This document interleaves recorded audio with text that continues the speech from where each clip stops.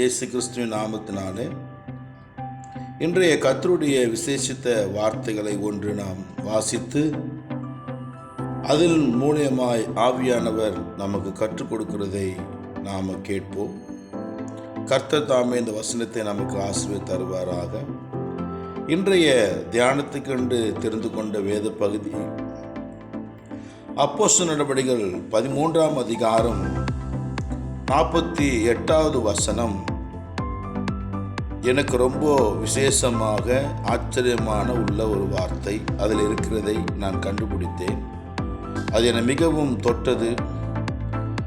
எனவே அந்த வார்த்தையை உங்களுக்கு மத்தியிலே சொல்லும்போது உங்களுக்கும் அது பிரயோஜனமாக இருக்கும் என்பதை நம்புகிறேன். புறஜாதியார் அதை கேட்டு சந்தோஷப்பட்டு கர்த்தருடைய வசனத்தை மகிமைப்படுத்தினார்கள். நித்திய ஜீவனுக்கு நியமிக்கப்பட்டவர்கள் எவர்களோ அவர்கள் விசுவாசித்தார்கள். இந்த நாளிலே இந்த வசனத்தை வாசிக்கும்போது என்னை தொட்ட ஒரு வார்த்தை என்னவென்றால், நித்திய ஜீவனுக்கு நியமிக்கப்பட்டவர்கள் எவர்களோ அவர்கள் விசுவாசித்தார்கள். நித்திய ஜீவன் என்பதை நாம் அறிய வேண்டும். நித்திய ஜீவனுக்கு நியமிக்கப்பட்டவர்கள் யார் என்பதை நாம் அறிய வேண்டும். அவர்கள் எதை விசுவாசித்தார்கள் என்பதை நாம் அறிய வேண்டும்.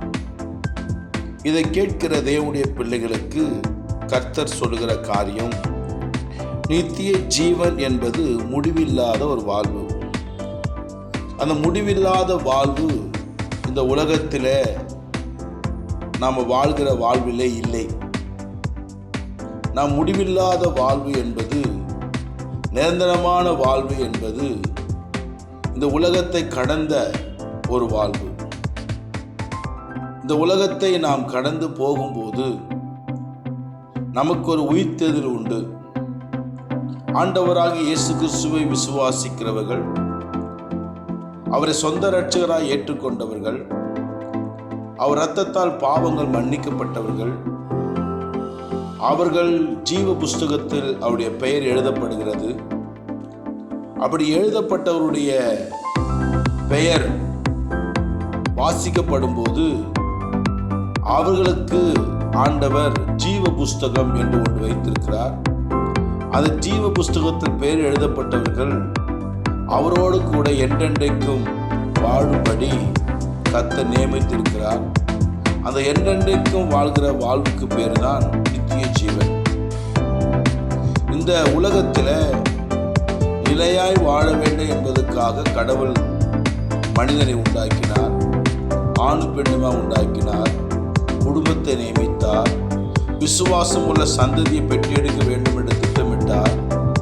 அவர்கள் என்னையே ஆராதிக்க வேண்டும், கர்த்தரையே ஆராதிக்க வேண்டும் என்று சொல்லி தேவன் தன்னை திட்டமிட்டு இந்த உலகத்தில் மனிதனை படைத்தார், மனு உலகத்தை படைத்தார். அந்த திட்டத்தை பிசாஸ் என்பவன், விழுந்து போன தூதனார்கள் லூசிபர், ஆண்டவருடைய படைப்பிலே தந்திரமுள்ளதாயிருந்த சர்பத்தை வஞ்சித்து அந்த சர்பத்தின் மூலியமாக அந்த ஏதேன் தோட்டத்துள்ளே போய் நன்மை தீமை கூட ஒன்றும் தெரியாது இருக்கிற அந்த ஆதாம் ஏவாளை டிஸ்டர்ப் பண்ணி, அது முக்கியமாய் பெண்ணான ஏவாளை சந்தித்து தேவன் விலக்கி வைத்த கனியை, சொல்லப்பட்ட கட்டளையை மீறும்படி ஆலோசனை கொடுத்து வஞ்சித்து தேவனுடைய கட்டளை மீறி பாவம் செய்து புசிக்க வேண்டாம் சொன்ன கனியை புசித்து அது நிமித்தமாய் அவர்கள் பாவத்தில் விழுந்தார்கள். நிரந்தரமாய் வாழ வேண்டிய அவர்கள் நிலையற்ற வாழ்வுக்கு வந்தார்கள். நிலையற்ற வாழ்வு வாழ்கிறவர்கள் ஏதேனுக்குள் இருக்கக்கூடாது. அந்த பாவத்துக்கு ஒரு பரிகாரத்தை உண்டாக்கி மீண்டுமா அவருக்கு நிலையான வாழ்வை தர வேண்டும் என்பதற்காக ஆதி முதல் தேவன் திட்டமிட்டார். குறைஞ்சது ஒரு 4000 ஆண்டுகள் ஆண்டவர் காத்திருந்து, ஸ்திரீயின் வயிற்றில் வருகிறவர் சர்ப்பத்தின் தலையை நசுக்குவார் என்ற அந்த வாக்குத்தத்தை நிறைவேற்ற, ஸ்திரீயின் வயிற்றிலே பரிசுத்தமுள்ள கன்னி வயிற்றில் பிறந்த பரிசுத்த பிள்ளையாகிய இயேசு இந்த பூமியிலே தேவகுமாரனாய் வெளிப்பட்டு ஒரு பாவம் இல்லாதவராய் சர்வலோகத்தின் பாவத்தை தன் சரீரத்தில் சுமந்து மனு உலகத்துக்கு மீட்பை அளித்தார். அந்த மீட்பு அளிக்கப்பட்ட அந்த வார்த்தை, அவர் வாழ்ந்ததை அறிவிக்க செய்கிற சீஷர்களுடைய வார்த்தை, அதுதான் கடவுளுடைய வார்த்தை. அந்த வார்த்தையை யாரெல்லாம் விசுவாசிக்கிறார்களோ அவர்கள் இயேசுவை சொந்த இரட்சகராய் ஏற்றுக்கொள்கிறார்கள், தன் பாவத்தை அறிக்கை செய்கிறார்கள், நித்திய ஜீவனுக்கு நியமிக்கப்படுகிறார்கள். ஆனால் இங்கே சொல்லப்பட்ட வசனத்தைப்படி பார்க்கும்போது நித்திய ஜீவனுக்கென்று நியமிக்கப்பட்டவர்கள் என்று வேதம் சொல்கிறது. இந்த உலகத்தில் கோடிக்கணக்கான ஜனங்கள் இருந்தாலும் அவர் விசுவாசிக்கிறதுக்காக ஸ்திரீயின் வித்தாக, தேவனுடைய வித்தாக, பாவத்தை ஜெயிக்கிறவர்களாக கர்த்தருக்கென்று ஒரு சந்ததி இருக்கிறது. அந்த சந்ததி இந்த உலகத்தில் பிறக்கிறது. அந்த சந்ததி கர்த்தருடைய வார்த்தையை கேட்டால் விசுவாசிக்கும். சர்ப்பத்தின் வித்திலே வருகிற சந்ததி கர்த்தருடைய வார்த்தையை விசுவாசிக்காது. ஸ்திரீயின் வயிற்றிலே, அதாவது ஆண்டவராகிய இயேசு கிறிஸ்து இந்த உலகத்தில் பிறப்பதற்காக நியமிக்கப்பட்ட சந்ததி ஆதாமின் சந்ததி, பின்பு ஆபேலின் சந்ததி, ஆபேலை காயின் கொலை செய்ததினாலே சேத்தின் சந்ததி, அந்த சேத்தின் சந்ததியில் வந்த சேமின் சந்ததி, அந்த சேமின் சந்ததியில் வந்த ஆபிரகாமின் சந்ததி, அந்த ஆபிரகாமின் சந்ததியில் வந்த யாக்கோபின் சந்ததி, அந்த யாக்கோபின் சந்ததியில் 12 கோத்திரத்தில் யூதாவின் சந்ததி, அந்த யூதாவின் சந்ததியில் வந்த தாவீதின் சந்ததி, அந்த தாவீதின் வேறாயிருக்கிற இயேசு கிறிஸ்துவின் சந்ததியாக, ஆவிக்குரிய சந்ததியாக, அவருடைய சொந்த பிள்ளைகளாக நம்மளை நியமித்திருக்கிறார். அப்படி நியமிக்கப்பட்டவர்கள் அவருடைய வசனத்தை கேட்பார்கள், விசுவாசிப்பார்கள்.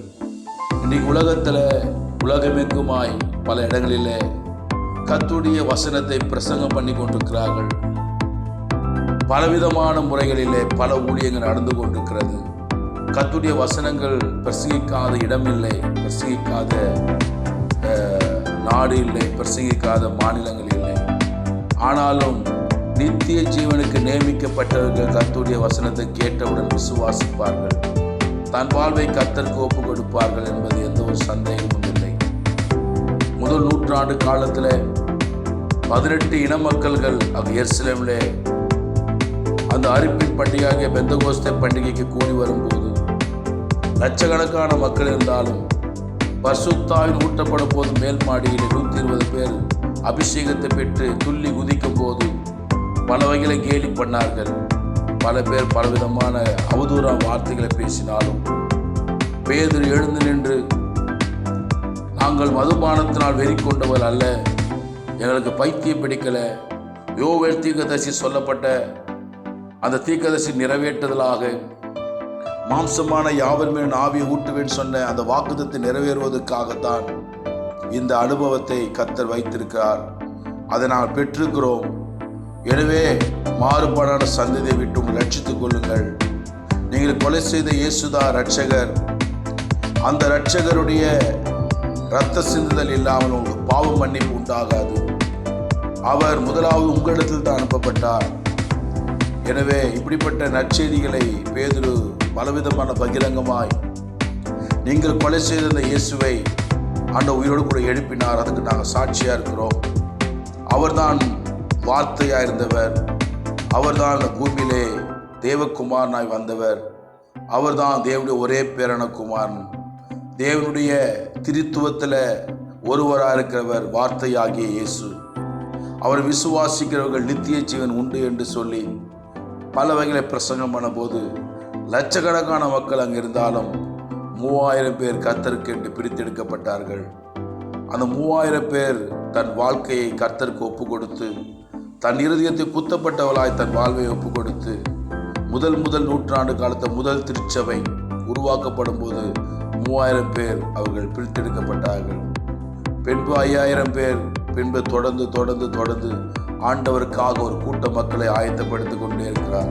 இந்த 21ஆம் நூற்றாண்டு வரைக்கும் கர்த்தருக்காக ஒரு விசுவாசிக்கிற ஒரு சந்ததியை நியமித்துக் கொண்டிருக்கிறார்.